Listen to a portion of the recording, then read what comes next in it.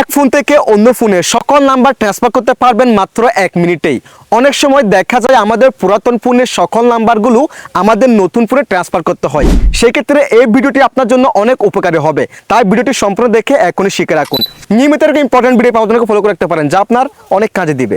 First of all আপনারা আপনাদের ফোনের কন্টাক্টস অ্যাপসটাকে ওপেন করে দিবেন। দেন এখান থেকে অর্গানাইজ এই অপশনে ক্লিক করে দিবেন, অথবা সেটিংস অপশনে ক্লিক করলে এই অপশনটা পেয়ে যাবেন। দেন একটু স্ক্রল করবেন, স্ক্রল করার পর এখান থেকে এক্সপোর্ট টু ফাইল এই অপশনে ক্লিক করে দিবেন। এরপর এখান থেকে আপনার জিমেল অ্যাকাউন্টের নাম্বার থাকলে বা আপনার সিমের নাম্বার থাকলে দুটাকে সিলেকশন করে ফেলবেন। দেন এক্সপোর্টে ক্লিক করে দিবেন। এরপর এখান থেকে সেভে ক্লিক করে দিবেন। এবার এটা আপনার ফোনের মেমোরিতে সেভ হয়ে যাবে। দেন এখান থেকে মাই ফাইলস ম্যানেজার অ্যাপসটাকে ওপেন করে দিবেন। দেন এখান থেকে ফাইলটা খুঁজে নেবেন, ফাইলটা খোঁজার পর ফাইলটাকে টিপে ধরবেন। দেন এখান থেকে সেন্ডে ক্লিক করে দিবেন। এরপর হোয়াটসঅ্যাপে যাবেন। এবার আপনি আপনার অন্য মোবাইলে একটি হোয়াটসঅ্যাপ অ্যাকাউন্ট খুলে সেই নাম্বারটাকে সিলেকশন করে ফেলবেন। দেন সেন্ডে ক্লিক করে দিবেন।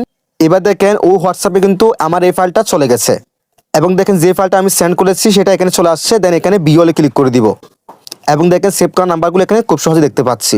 এভাবে আপনারা চাইলে এক ফোন থেকে অন্য ফোনে নাম্বার ট্রান্সফার করতে পারেন। That's it.